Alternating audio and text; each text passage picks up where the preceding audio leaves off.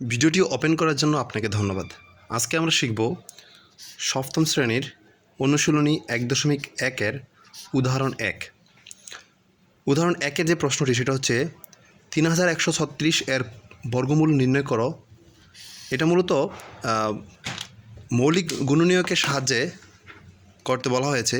তো আমরা মৌলিক গুণনীয়কের সাহায্যে সবাই আমরা এই অঙ্কটা পারি, কিন্তু শর্টকাট এই অঙ্কটাকে করার জন্য আমরা যে একটা টেকনিক অ্যাপ্লাই করব সেটা হচ্ছে, আমরা পূর্বে একটা ভিডিও করেছিলাম সে যে বর্গমূল নির্ণয় করার সহজ টেকনিক, সেই টেকনিকটা অ্যাপ্লাই করব। যেমন এখানে হচ্ছে 3136 এটার বর্গমূল নির্ণয় করব আমরা। তো আমরা জানি কি, আমরা যদি আপনারা আমার পূর্বে ভিডিওটি না দেখে থাকেন তো অবশ্যই সেই ভিডিওটি দেখবেন। সেখানে আমরা বিভিন্ন এই বর্গমূল নির্ণয় করার টেকনিকটা অ্যাপ্লাই করছি। আমি এটা এখনও বলছি কীভাবে করবেন।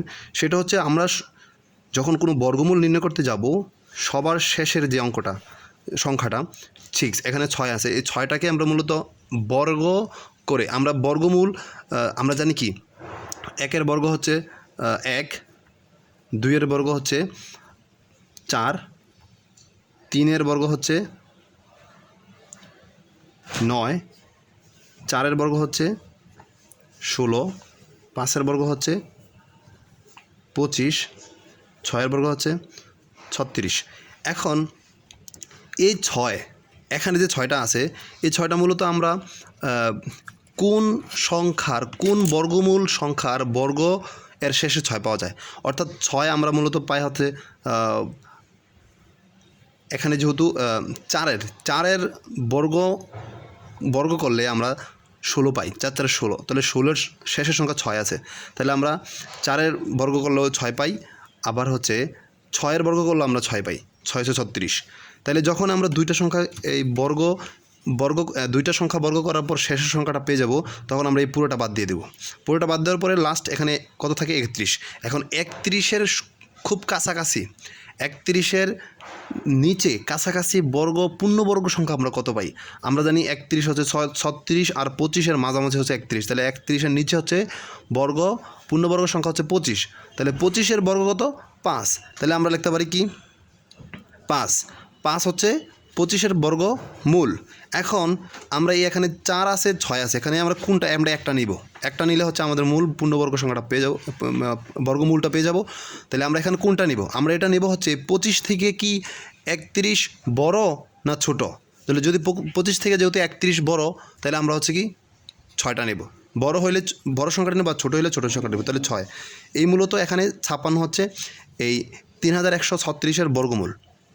তো বন্ধুরা, আমরা এভাবে করে হচ্ছে আমাদের একাডেমিক যেই অঙ্কগুলো খুবই ইম্পর্ট্যান্ট জবের ক্ষেত্রে, আমরা সেই অঙ্কগুলো করব। কিভাবে আমরা শর্টকাটে করতে পারি সেই টেকনিকগুলো আমরা এখানে অ্যাপ্লাই করব।